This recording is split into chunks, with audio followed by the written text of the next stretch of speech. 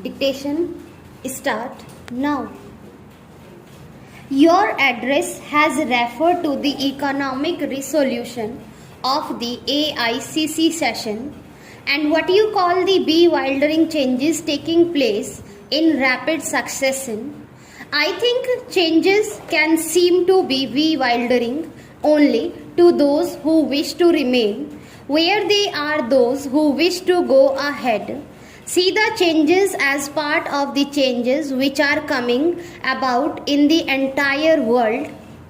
And while you may complain that changes are taking place too fast, let me tell you that there are many in the country who feel that the changes are not taking place fast enough.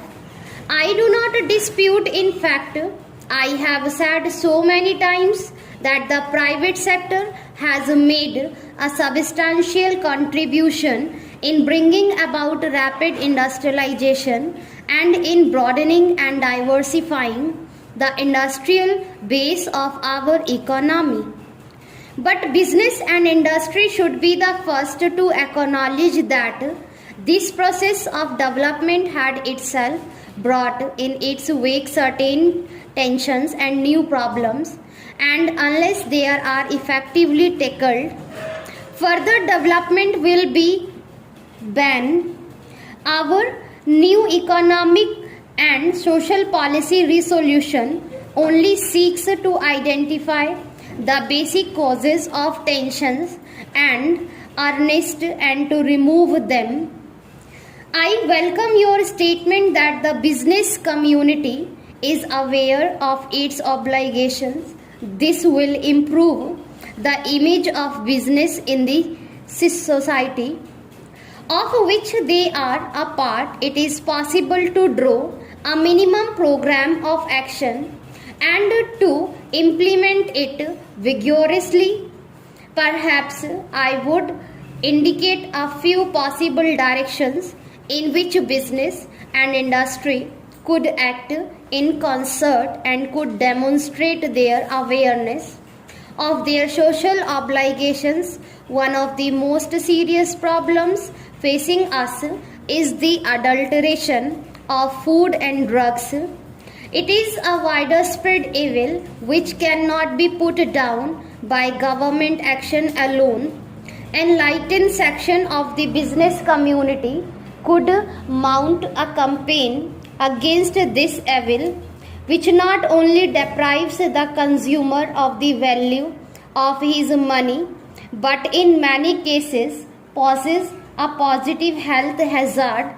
Nothing damages the public image of the business community in India so much as this unethical practice. Another social evil is rather a complex of social evils.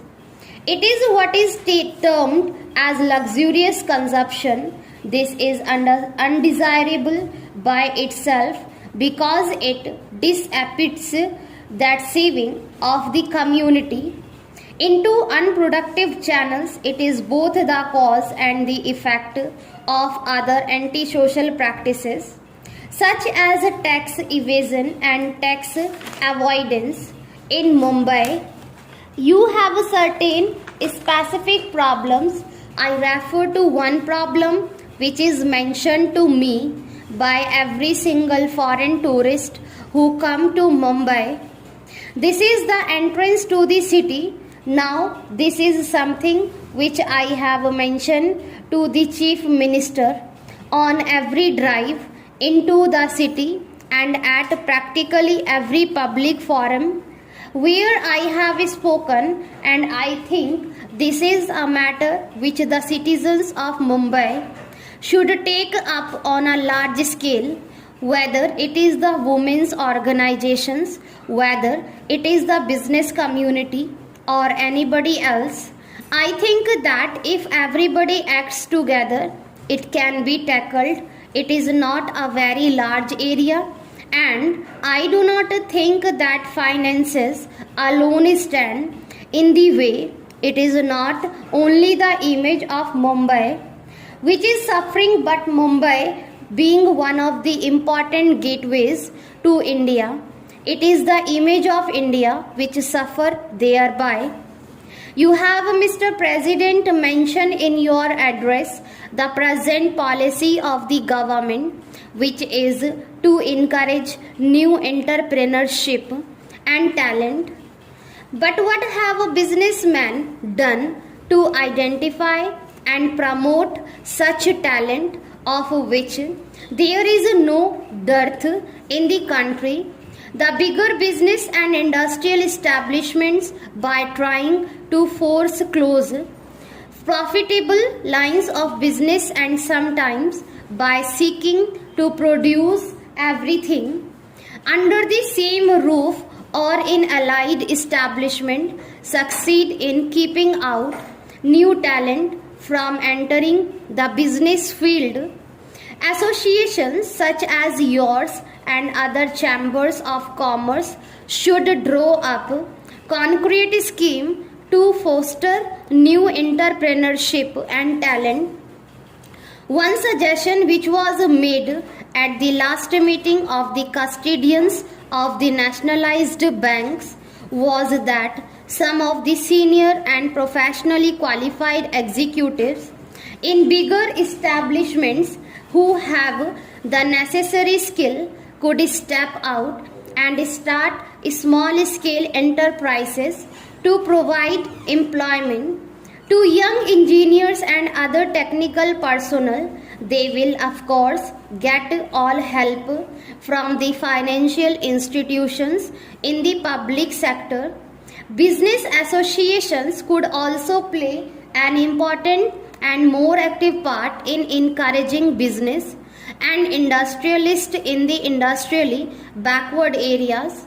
As regards the organizational set out of the new nationalized banks, I think there is hardly any need for me to reiterate the assurance which I have already given, that is, that we do not propose to set up a top heavy organization, and we do envisage maximum possible freedom and flexibility of operation of individual banks consistent only with certain broad social objectives, and that the functioning will be completely insulated from extraneous political influences.